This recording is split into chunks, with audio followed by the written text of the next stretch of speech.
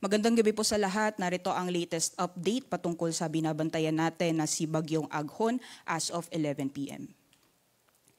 So unahin po muna natin yung latest satellite image and yung latest information po natin. As of 10 p.m. ay lumakas pa itong si Bagyong Aghon at naging nasa typhoon category na po ito. Huli itong namataan sa karagatan ng Burdios, Quezon, over the coastal waters of Burdios, Quezon, at nagtataglay ng lakas ng hangin na umaabot ng 120 kilometers per hour, malapit po yan sa gitna, at pagbugso na umaabot na 180 kilometers per hour. Sa ngayon po, bumilis yung pagkilos nitong si Bagyong Aghon at kumikilos papalayo ng ating Philippine landmass sa direksyon na northeastward sa bilis na 15 kilometers per hour. Sa ngayon po, although kumikilos papalayo ng ating bansa, itong si Bagyong Aghon, kung makikita po natin sa satellite image, malaking bahagi pa rin ng Luzon at ilang bahagi ng Kabisayaan ay naapektuhan pa rin ng mga kaulapan at posible pa rin makaranas ng mga pag-ulan sa mga susunod na oras. So recap po tayo sa mga naging landfall nitong si Bagyong Aghon sa mga nakarang araw. So yung unang landfall niya po ay nasa Homonhon Island, sinundan po ng Giporlos, Eastern Samar. At yung third landfall naman po niya ay nasa Basiao Island, sinundan ng Cagduyong Island, Batuan Ticao Islands, sa Masbate City. And yung seventh landfall niya po, kumilos po siya papuntang Marinduque, sa Torrijos at yung 8th landfall naman po niya ay sa Lucena City, Quezon. And yung latest landfall niya, kaninang 6:50 p.m. ay dito sa Patnanungan, Quezon. So kung makikita po natin sa kanyang pagkilos, tinahak niya pong ilang bahagi ng Visayas, pati na rin sa may Southern Luzon, at kumikilos na po siya pa northeastward, papalayo ng ating bansa. Yun po nakikita natin sa latest forecast track po natin. As of the moment po, inaasahan natin mariretain yung kanyang typhoon category habang patuloy na kumikilos papalayo ng ating Philippine landmass. Generally northeastward po yung kanya magiging pagkilos at for the next 24 hours inaasahan po natin or sa darating na Lunes 8 p.m. nasa may silangang bahagi na po siya ng Tugigaraw City, Cagayan. Samantalang pagdating naman po ng Tuesday 8 p.m. Bibilis pa po yung pagkilos niya, nasa may silangang bahagi naman ng Itbayat, Batanes, and pagdating naman po ng Wednesday evening or possible po by Wednesday ay possible exit par na po tayo nitong binabantayan na si Bagyong Aghon. Sa darating na Wednesday po yan, nasa 1,305 kilometers east-northeast ng extreme northern Luzon.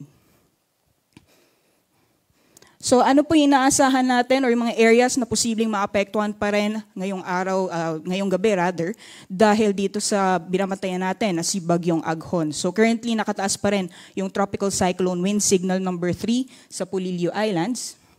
Samantalang signal number 2 naman ay patuloy pa rin nakataas sa Aurora, pati na rin sa northern at central portions ng Quezon at northern portion ng Camarines Norte.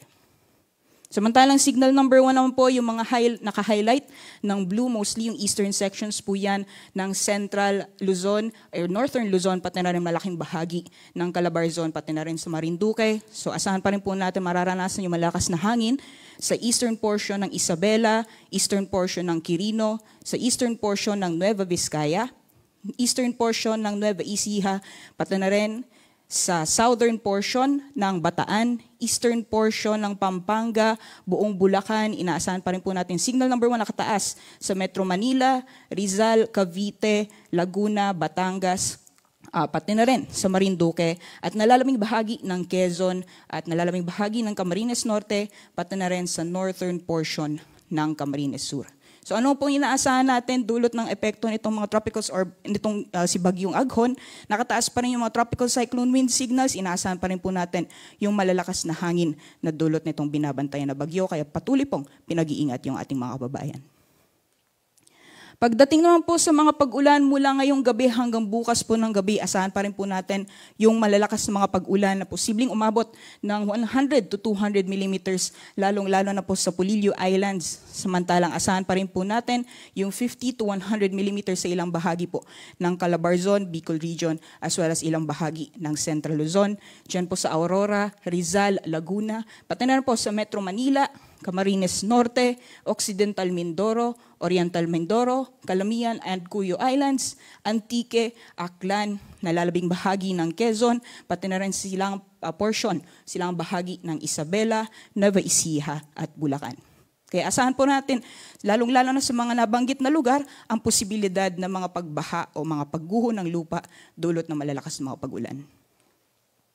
At sa kalagayan naman po ng ating karagatan, dahil malalakas na hangin po ang dulot nitong si Bagyong Aghon, nakataas pa rin yung gale warning sa mga baybayin ng Aurora, Marinduque, Quezon kasama ang Pulilio Islands, pati na rin sa southern coast ng Batangas at northern coast ng Camarines Norte. Samantalang moderate to rough seas pa rin po ang mararanasan sa northern at eastern seaboards ng ilang bahagi ng Luzon at nalalawing karagatan ng Bicol Region. So ano pong inaasahan natin sa mga susunod na araw patungkol dito sa binabantayan natin si Bagyong Aghon? So generally, continuous intensifying pa rin po itong si Bagyong Aghon. Although nasa typhoon category po inaasahan natin hanggang lumabas po siya ng ating Philippine Area of Responsibility. Generally, northeastward po yung pagtahak niya and possible exit PAR pagdating ng Wednesday. Paglabas naman po ng PAR, possible po na mag-weaken or hihina na po itong si Bagyong Aghon.